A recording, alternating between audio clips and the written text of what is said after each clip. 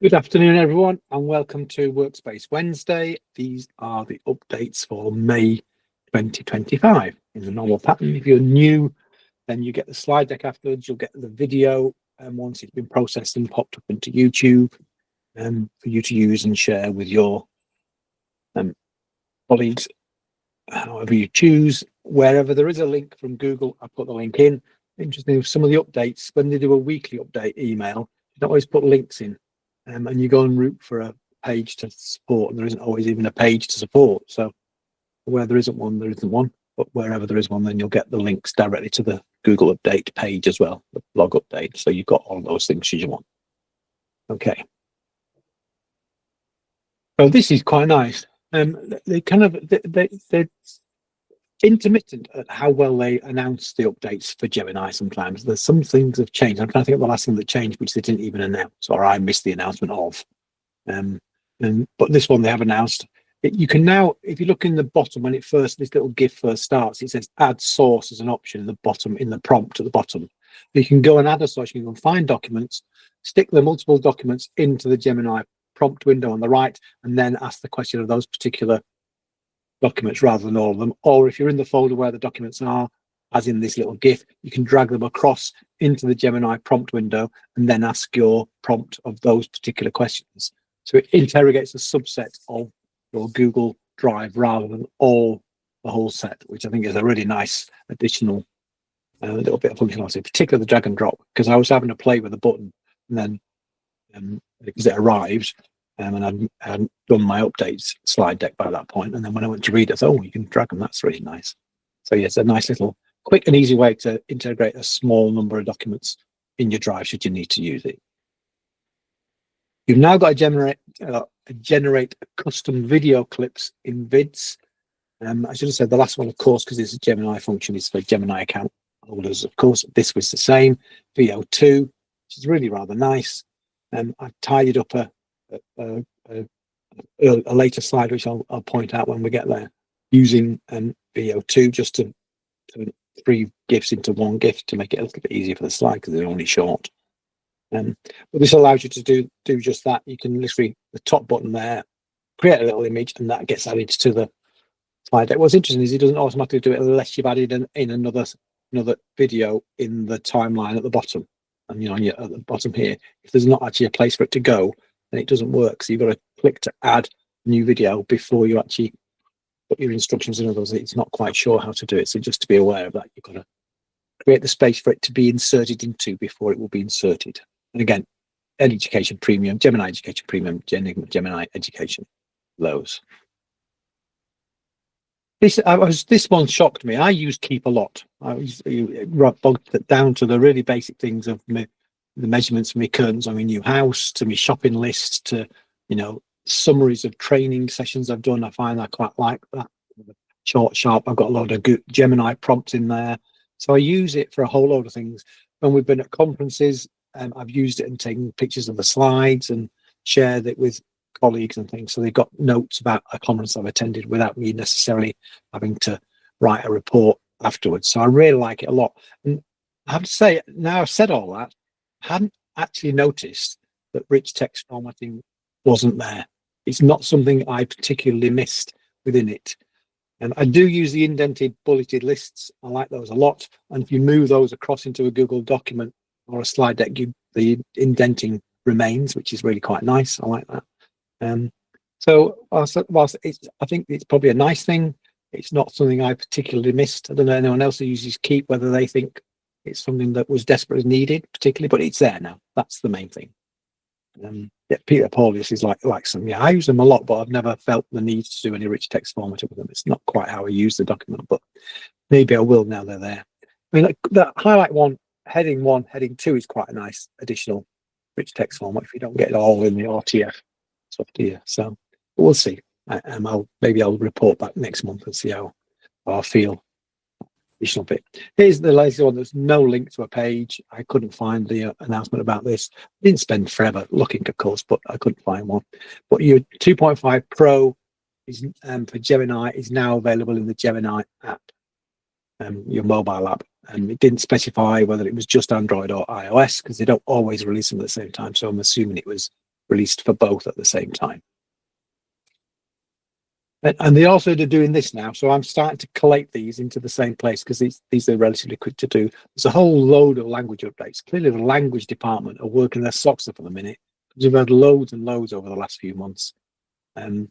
So Gemini in Drive, with a chance to interact with folders. You've got 20 additional languages there. I'm going to leave you to read those. These all rely on a Gemini license, of course. Google Classroom in even more languages. You've got another 10 or so languages there. Should you need them, again, you can go back and check if it's one that you need for your particular situation. And the preview summaries in Google Chat Home View have now got an additional 4 languages. Again, requires the Gemini license, but they're there should you want them. This one, I was slightly surprised in that French was there, because French is normally really, really early in the updates. So, predicting which ones are going to do next, Paul, is actually there's no kind of roadmap that I've ever seen that tells us when the next languages are, and there doesn't seem to be any pattern to them that I've particularly noticed. I don't know if anyone else has noticed that. You know, your English, Spanish, German, Italian, these kind of the larger languages, yeah, and then kind of Japanese, Thai, sort of large countries end up getting them reasonably quickly. It tends to be the small ones, I would say, that don't. But you've got Japanese in there. You know, I mean, how long has Gemini been going? They're only just having Japanese now. I would expect that to have arrived a little bit sooner. And Italian come to that, actually, and Korean, all 4 of them. But anyway, they're there now. So no, I don't think there's any pattern. We've had no roadmap, Paul, but it's a good question. Thank you for that.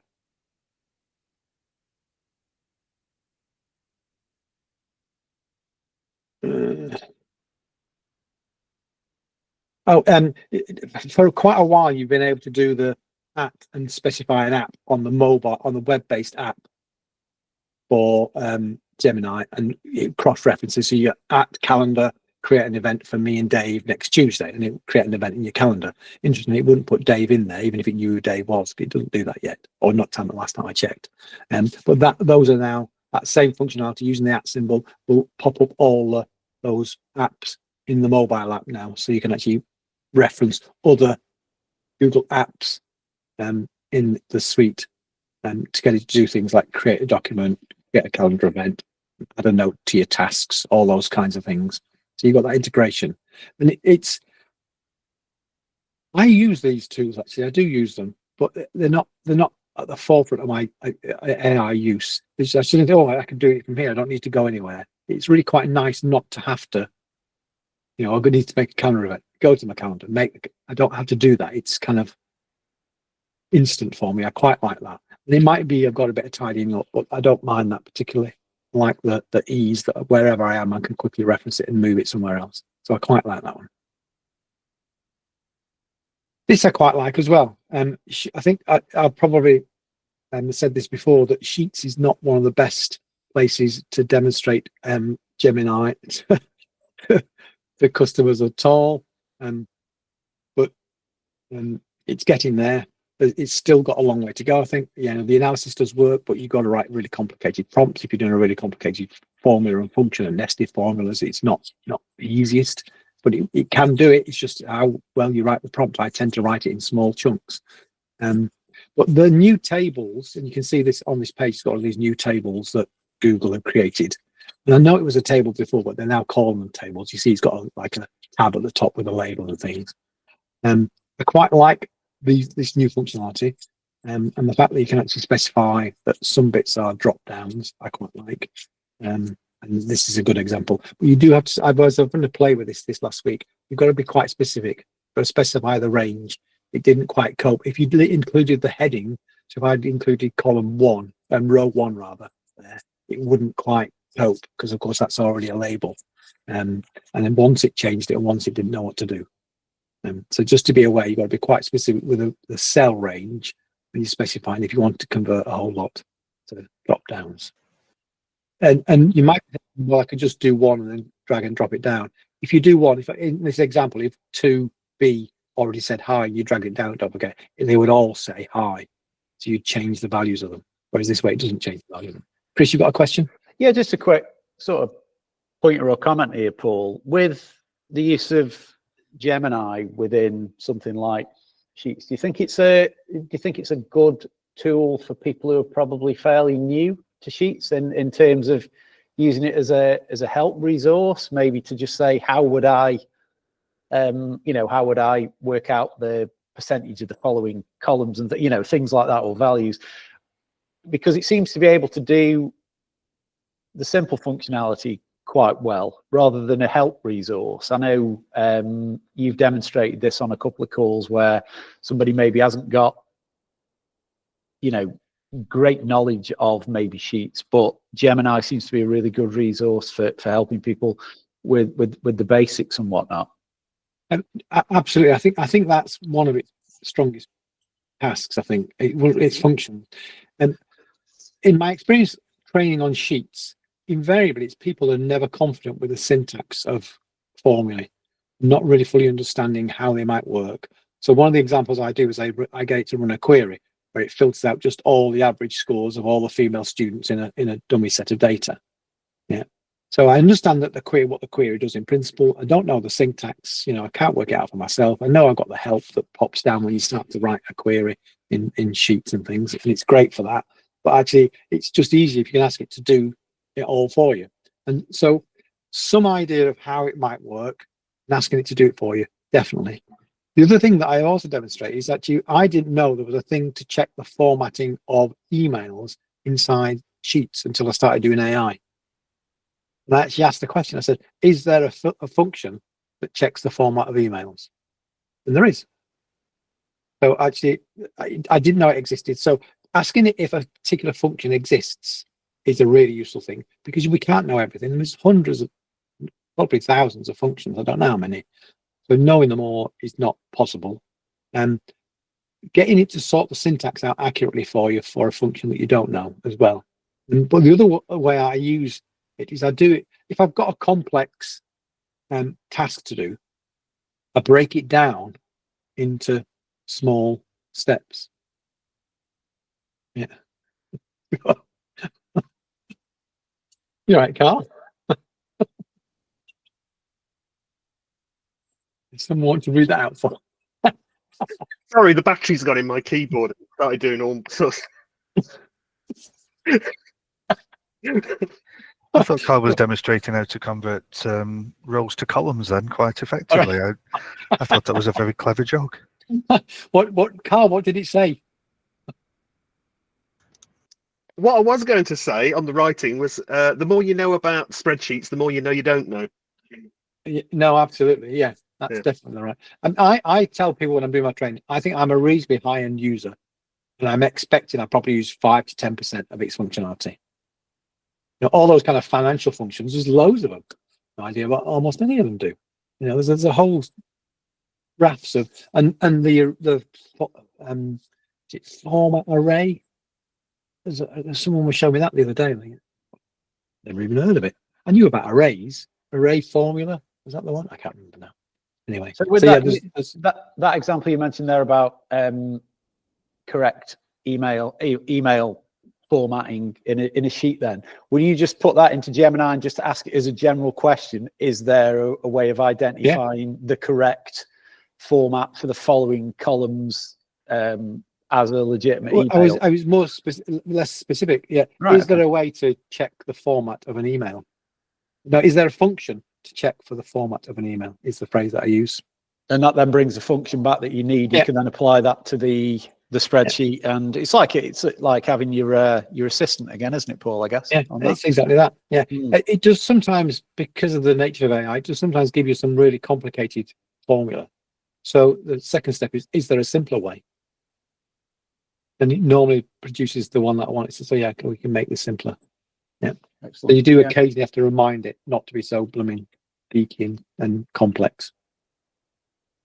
Anyway. You didn't expect that slide would take so long, but I love my sheets. I think sheets are fantastic things. Anyway, moving on.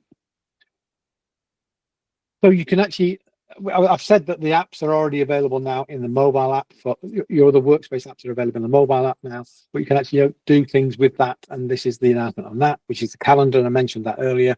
So you can actually tell it to make a calendar item or to delete a calendar item or to show it your daily schedule. So whilst you're in Gmail, yeah, you can actually say, can you show me? Yeah, you've got that functionality on mobile now, should you want to do it. Okay. I mean, it's interesting, isn't it? The web-based version, the calendar is quite well integrated into it, but not so well integrated into the mobile version. Chat is, but not the calendar really. But there we go. So this is in there. Anyone using Canvas, not Canva, but Canvas. If you've got a Gemini license, you'll start to see Canvas appear. It's another learning management system. It's a British company. I think it's been bought out now, but it's a British company originally. And it's a kind of competitor to Google Classroom in many ways. It does all sorts of stuff like that. You can assign stuff to students and things and so on and so forth. You've now got a Canvas button inside your Gemini. There we go, Adam. Yep. So if you had to go, Adam, of using your Gemini license with Canvas.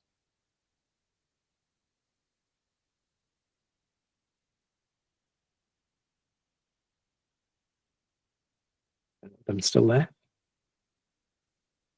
Might not have even arrived. I'm going to move on. I'm not going to play the video. But yeah, so here's another example of the same thing. So you can use your Gemini to create Canvas quizzes. Adam might be more familiar with this than I am, and then you can actually run it through, and it gives you an idea of how it looks and what score you got and things. Gives you an analytics. Okay. Some of the examples of things that you can do in Canvas anyway, but you can actually now do it within Gemini. Yeah, so those are some of the 5 kind of things. And the deep research is the deep research that Gaz did a demo of a few months ago. So there's integration into that as well. Okay, so you've got a whole load of tools integrated into Gemini if you're a Canvas user.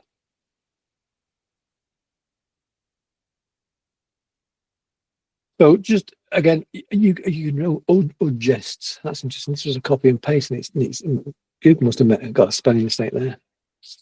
Okay.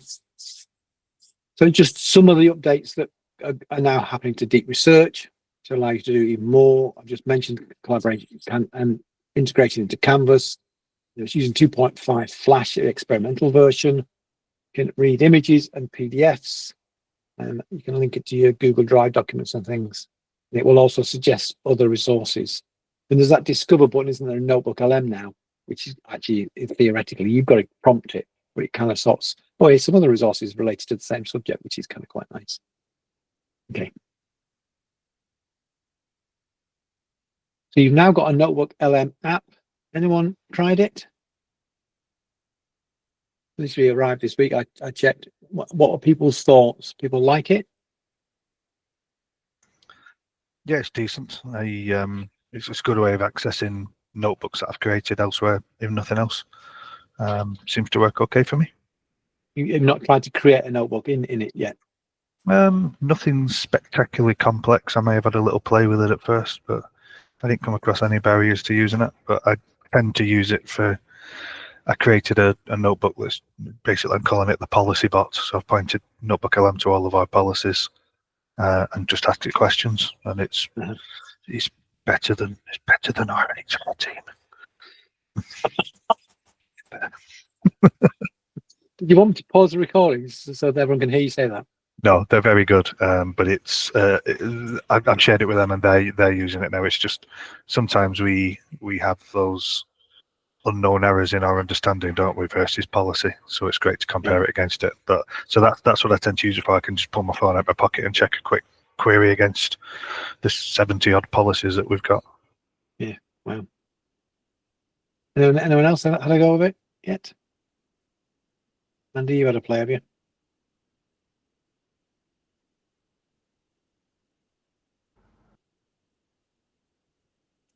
I've not used it. I'm just saying, I think from Dave's point of view, that's a really good use for using something like Notebook LM where you want to ring fence what you want to look at.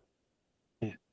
I know Lewis used it kind of as a gaps analysis thing for a scheme of work. I wonder whether you could also use it for a gaps analysis for your policies.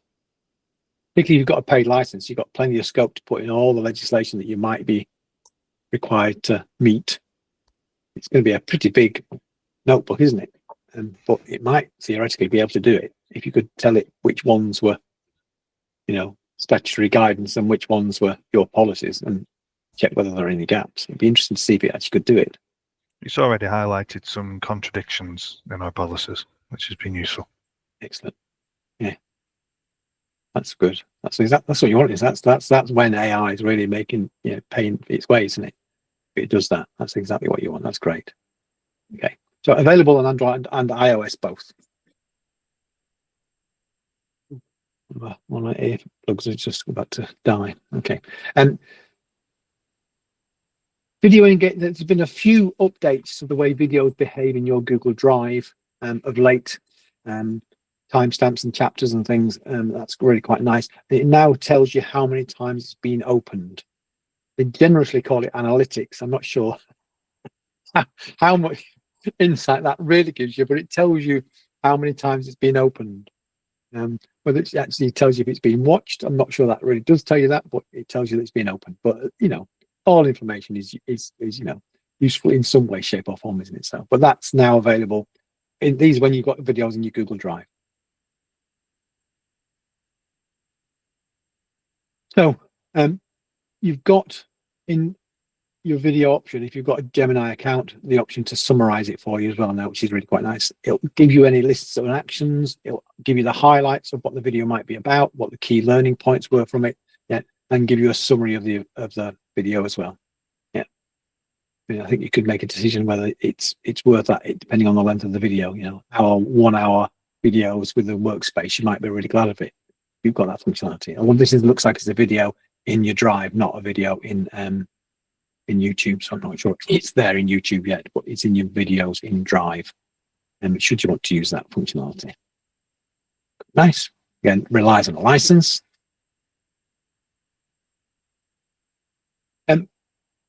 Gemini, again, it requires you having a license, but if you've got a license, you'll get a summary of emails in both Android and iOS on your devices now. And I meant to check this, and I'm not even being aware of it. But are people getting these now? Yeah. Are they useful? Dave's not that impressed. Anyone else? Any thoughts? It can be useful if you're coming back after a long break from emails and you're getting kind of a thread summarized. But yeah, I don't know about anybody else, but getting a break from email is a very rare thing in my life. So I'll see what it's like when I'm coming back from holiday, although I'm terrible at turning off, so I'll probably just be monitoring my emails anyway. But I think it's accurate enough, but I'm a details person, so I like to know what's going on in an email, so I wouldn't necessarily just be relying on that summary. Yeah. Okay, thank you for that. Give people a flavour. So if you're using a Google form, you've now got the option to send feedback directly to the person who created the form. It's in the question mark. You'll see on the screen. The documentation said this has been a much sought after request. It's not a request I've ever made, and I make requests pretty frequently. But actually, I think this is a really good idea. Because it's that class thing, is it? I spend a lot of my time when I'm training on forms explaining the difference between check boxes and multiple choice, because multiple choice is a really misleading title, isn't it? Because you've got multiples to choose from, but you can only make a single selection. So people don't see the subtlety of the language in it all. And people often put the wrong question type into the questions, and people can't respond appropriately. And Google's automatically change it based on the question is also not consistent enough for it to be reliable either. So to let someone know that we can't actually fill this form out because you've got the wrong question type for the question you're asking, it's actually really very useful, I think. So they might not necessarily thank you, depending on how many times you find them. But the fact that it's there, I think, is a really good idea. I think, especially usually if in drivers read on it and it doesn't let you know the owner. Yeah, that's a good point. Yeah, so you can't find out who it is, and you can just send them and say, look, can I please have a copy or whatever. Yeah, exactly right. That's a good idea, Carl. Okay. Oh, I must have done something to that document. Those are the updates. That's it, nice and short this month. It's hard to read that because I must have moved the box when I did it. But it's 2nd of July, and we do have an announcement for the Dave. You got a question you want to say, or something you want to say? Yeah, just a really quick one with regards to that form. That last item on your list there with Google Forms. Contacted form owner. When is that exposed? Because probably the most common time that I would need to get in touch with the form owner is if they've put a link to a form, but they've not set the sharing permissions correctly. So does that come up at that point? Do we know? Because if you're doing a training session and they say, "Oh, fill in this form," and then you click on it and it says you don't have permission to fill this in. If that's available there, that's really useful as well. But if it's kind of only available once you've got access to the form, it's less so for me. Yeah, no, that's a good question. I don't know is the answer. Okay, I'll have a play. Yeah. I'm aware Just on the subject of forms, if I can tag on the back of Dave there, I think the changeover a couple of months ago to the new style of forms and did fox a few people. We certainly had people quite confused about that, but I think in hindsight they quite like the fact that you now publish them. So you've got like a work in progress and then a publishing. I don't know what anybody else's view is of that transition. It's been many years that the way it's worked has been the same, and it's been quite a significant change, I think. That you can ignore that link I've just put in there. I was trying to post the forms link. I've just done a form which is C-learning only. Can you let me know that you can't fill it out? Yeah, there's no question mark on that access denied page, unfortunately. So maybe that's some feedback for us to offer if they put that on there. I mean, you can request access, which kind of does that thing anyway, doesn't it? Yeah. So, Chris, I presume you can see it, and you've got the contact form owner. Yeah, just checking it now, Paul. Just give me 2 seconds, mate. I've just got the Dave, the request access, the regular thing.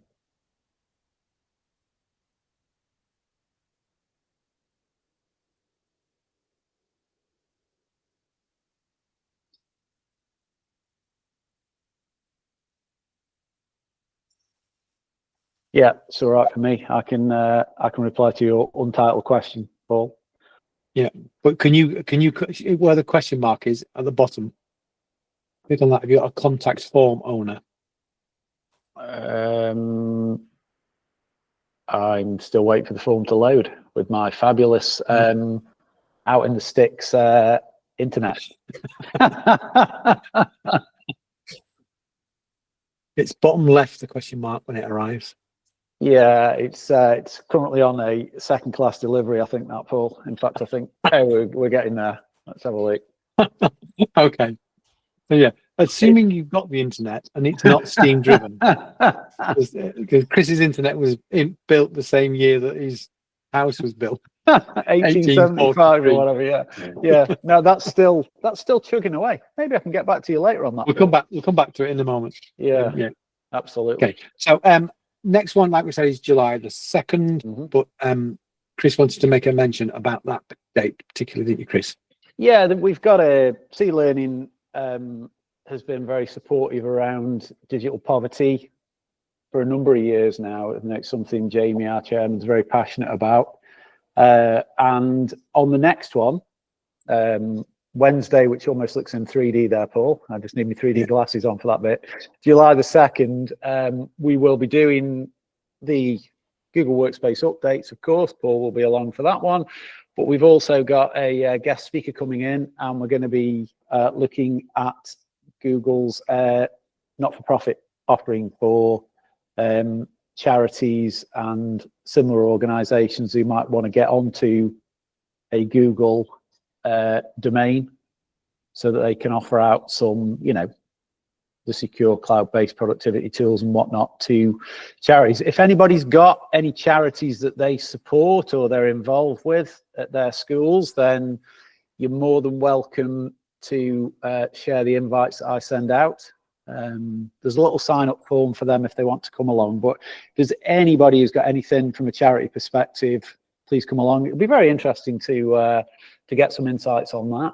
So hopefully we'll see the regular faces next month and a few extra participants as well. So I'll send it out, of course, with the updates like I always do, with the full details on there. But yeah, we have a guest speaker next month who will be looking at that with us. So looking forward to that one. Is there anyone who's got experience of Google's not-for-profits, Google Workspace not-for-profits? Nope. I was saying to Chris earlier, my brother, I set my brother up on it. He runs a charity they've got canal boats that are set up for disabled access, and they give kind of holidays to families with disabled children and things. I think they've got 3 boats now. But I think he says, I don't want it. He's worked in IT all his life. He says, I've had enough, Paul. So I think he's got one account that everyone uses, and that's it, and a couple of forms. So he's not really a particularly good example, I don't think. So I will speak to him. But if you've got any insights into that do please come along and share your experience. And we're hoping it will be a good event. We'll see how we go. We've had a couple of other charities before, but they tended to be education charities. I did quite a lot of work with one in Essex. And it was a devil of a job to get Google to acknowledge that they were a charity, because I think they were trading with schools. They were making money. And I think, well, all charities make money for heaven's sake. That's kind of what they have to do. That's their role. And in reality, you have to be a business. You have to become a business and then register to be a charity. That's the way you have to do it. So in fact, they're both. But Google weren't very keen to let them have access, and they didn't want to give them access to Google Classroom. They did in the end, but they didn't want to do it. But anyway, you didn't really need to know all that. Good. Any other thoughts? Any observations? Any updates that I should have mentioned that I've missed that have happened? No, just on the back of that, talking about charities, I work with one of our maths teachers who supports a local charity in Bradford, teaching maths to children who are not quite caught up with it, or for whatever reason. It's only a small place, but I've given some of our old, couple of years ago, our Windows PCs and feed them to those. I put Chrome Flex on them and just set them up so they can browse as a guest, so they can have kids come in evening, whenever, drop in and do maths online without the need to log onto any device. And of course, it just as a guest, it sort of wipes that clean, ready for the next user. So there's no issues there. That's a great way for some non-profits and community interest companies who want some bits of hardware, but they can't afford a laptop or a Chromebook. If they can pick up some old laptops or old PCs from anywhere that any firms are giving away, they can, in a matter of literally minutes, be set up with some devices that they can get access to the internet and use the product on. Really, that's a really good point. Yeah, it's perfect. That is, Andy. It's about that awareness, isn't it, as well? That that you can do that. It's like, I can get myself a device that one of my students can, that works and can be used securely, and the cost is negligible. So that's it's about sharing that message and whatnot and getting that out, and we'll certainly be doing that next month. Fantastic. Thank you for that. We're still coming across schools that are not really aware of Chrome Flex still, which surprises me, because it's been going a good long while now, hasn't it? Yeah, we find different.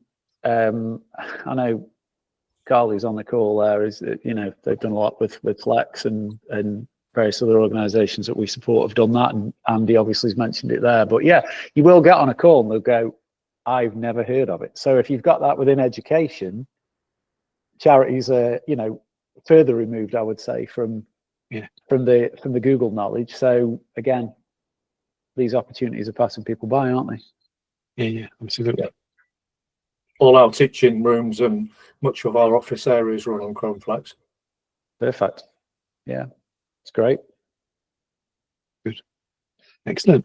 Any other questions about anything? Any comments we want to make? Any requests of the other members of the the meet that people want to ask questions of? I'm just surprised Dave hasn't commented on me saying not for profit and getting involved in something there, Dave, because he always puts me down as Chris Moneybags, but I don't know. I would say that's slightly unfair, but I did bite my tongue when we started talking about Chromos Flex. I thought, well, there's an opportunity to sell some licenses in the case. Always got a side hustle, Dave. You know me. Always got a side hustle. Absolutely. Carl, what's your sort of thoughts on Flex over at your organisation there? Oh, well, I was actually just talking last week to the guys, and we're going to be, the new stuff that's going in over the summer, it's predominantly going to be Flex. We're very few now Windows machines. And in fact, we do all the exams and stuff on Flex as well, because if we do need a Windows system, we just run it as a virtual thing within the window. So, yeah. It's really good. We like it a lot. Perfect. Yeah, I think you do a mass deployment on that. Originally, I think we got you involved with. It wasn't even called Flex when we first. No, started. it was. Yeah, you were on the beta version of that. Yeah, that was it. Yeah, way back in the day. Neverwhere. Yeah, we hooked you up with the guys over there, and got you underway with that. So yeah, it's great to see that it's been a success and continues to be so. And be nice if you'd got a little counter on the amount of money you've saved over the years by not investing in. I think if you ask Matt, Chris, he can tell you. He's recorded it all. I love it. Fantastic. Yeah. That's great, isn't it? And it keeps the devices. Are you on a one-to-one over there, Carl, or how does that roll? I mean, are people just grabbing these Flex devices when they come into a class, or what's your sort of setup there? It's a bit different because there's so many different campuses and so much different equipment and things. So most of the time, new equipment, obviously, we're buying Chromebooks and things. We bought a heck of a lot of these little mini desktop machines, old. They're sort of 2 or 3 years old. Sort of, I forget what they call them now, but you know, the ones that are sort of the size of about 3 or 4 mobile phones. We bought a lot of those, and we just attach them to the back of monitors, and they run, Flex. And they're basically, that's what happens in most classrooms. They're good for signage as a kiosk as well. Stick them in kiosk mode and stick them on the back of an old TV. Yeah, but it's not just classrooms. Actually, we run it for all the admin staff as well. Yeah. And we use Flex with all our admin staff. Yeah, I mean, the only disappointment we now get is when students have to use a Windows machine. They sort of go on there and they're not familiar with it because we do everything in Google. That's the way it's been. It was rather good.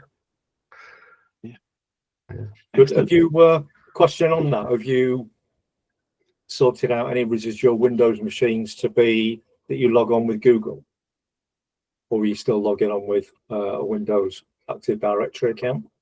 I believe you log in through the Google interface, but then obviously it goes through the. We've never had Active Directory be in the front of our logon procedure, so it still does go through all the Google stuff, but it does use the Active Directory in the background, Okay. Yeah. Excellent. Thank you very much for that, Carl. Yeah. Any other thoughts? Any questions? Well, I do have one other announcement, and that is that this is my final meeting. Unfortunately, yes. Our college group was going bankrupt or insolvent in January, so the government had to bail us out. But part of that bailout was that they had to get rid of a certain number of staff, and I'm included in that, unfortunately. Oh no. Yeah. So yes, I'm gone. Are you gone to somewhere else, or are you just gone? Well, they only told me sort of last Thursday, so. Oh no. I'm just gone at the moment. I've got other irons in the fire, but nothing education-wise at the moment. Well, Carl, if you want something education-wise, I'm changing my role into a 1 or 2 day a week part-time. So my job role is currently posted on the ANME and our school website. All right. That was an IT manager up on the M62 corridor. Yeah. It's a bit far for me, Andy, but well, thank you for saying, you know probably as well as I do, 90% of it you could probably do remotely. So yeah, if you're struggling to pay the mortgage, Oh no, I'm all right. I don't struggle financially. I'm all right. Brilliant. Well, best of luck with whatever you find, Carl. Yeah. All right. Yeah, absolutely. It'd be a shame to see you go there, Carl. Well, Indeed. Yeah, it's been absolute pleasure working alongside you for even the 4 or 5 years that I've known you. So Yeah. that's And Paul has always tried to get me to spend a bit of money on training and stuff, and I've always tried, Paul, but I've always had the No, I you know. I do know. our college group is in so much debt, and I can say that now because I'm leaving. But they're having to pay £1 million a year in interest payments. Oh my God. Yeah. So unfortunately it all goes back years. It's not the current management's fault. It's management from 10+ years ago. Because we had new builds and things that they didn't have the funds for, and they just put it all on bank loans. Oh God. Yeah. Plus, we're closing campuses and all sorts. So It's criminal, isn't it? it is, but it's the way it is. So I mean, I've been there almost 18 years. We've got people that have been there 20+ years, that are going, and some brilliant people. Our like foreign languages and stuff, which has been really good. We're losing some fantastic people from that. All Make it because sound like you're not one of the brilliant people, Carl. You're one of the brilliant oh people. well, Paul, I got other irons in the fire, so I'm okay. But just the way it is. So I can't complain. I've had 18 good years. Brilliant. Yeah. Well, I'm sure I speak for us all, but I say if we can support in any way, Carl, then feel free to reach out either now or in the future. That's all right. Yeah, absolutely. Well, thank you very much. I'll send you my personal details through, so you can still send me the invites, Chris. absolutely. Yeah, you'd be more than welcome, Carl, to come along. Absolutely, no question on that at all, my friend. Just drop me an email, and I shall copy in on your new address. No problem. All right. Thank you. Excellent. Lovely. Well, on that, I'm going to say thank you very much for everyone, and we will see you all in July, hopefully. Yeah. So, Thanks, everyone, everyone. for attending. Take care. Bye, See you. everybody. Cheers, cheers, Paul. Paul. Cheers. Bye bye. Bye for now. Bye bye.